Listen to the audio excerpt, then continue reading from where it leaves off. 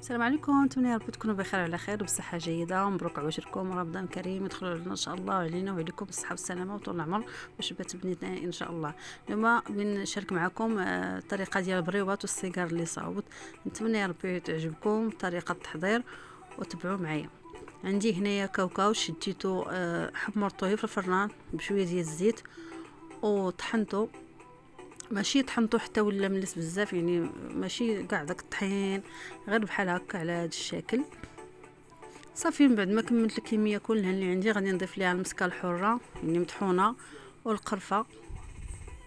ندير 2 معالق ديال القرفه والروح ديال اللوز، وزدت على كيلو وربع تقريبا ديال الكاوكاو، زدت عليه 3 معالق ديال السكر كلاصي وما زهر.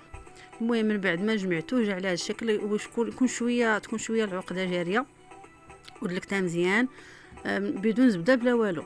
المهم شتيتها درتها على الكويرات اللي كتشوفوا على حسب الحجم اللي بغيتو نتوما. كورتها على هذا الشكل. بالنسبه هنايا البريوات صافي من بعد كنقطع الورقه على 8 وكنصاوب. هنايا كيشفتوا صاوبت السيجار وصاوبت البريوات على هذا الشكل. من بعد ما كنسالي راه كنقليهم في الزيت، من ما تتحمروا كنشدهم كنديرهم في العسل. اشربوا شويه العسل، ماشي بزاف، اشربوا شويه العسل.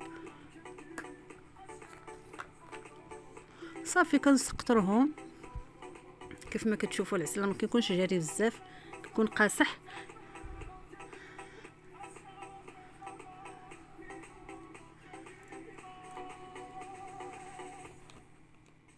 صافي من بعد راه كنسقطرهم من العسل وكيجيو على هذا الشكل. نتمنى يا ربي تعجبكم الوصفه اللي درت لكم اليوم من بعد غياب طويل. شكرا لكم بزاف على المتابعه.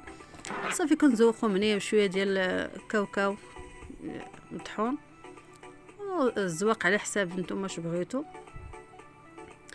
نتمنى تعجبكم هذا الوصفه اللي درت، ورمضان مبارك علينا وعليكم. ندخل ان شاء الله بالصحه والسلامه وطول العمر.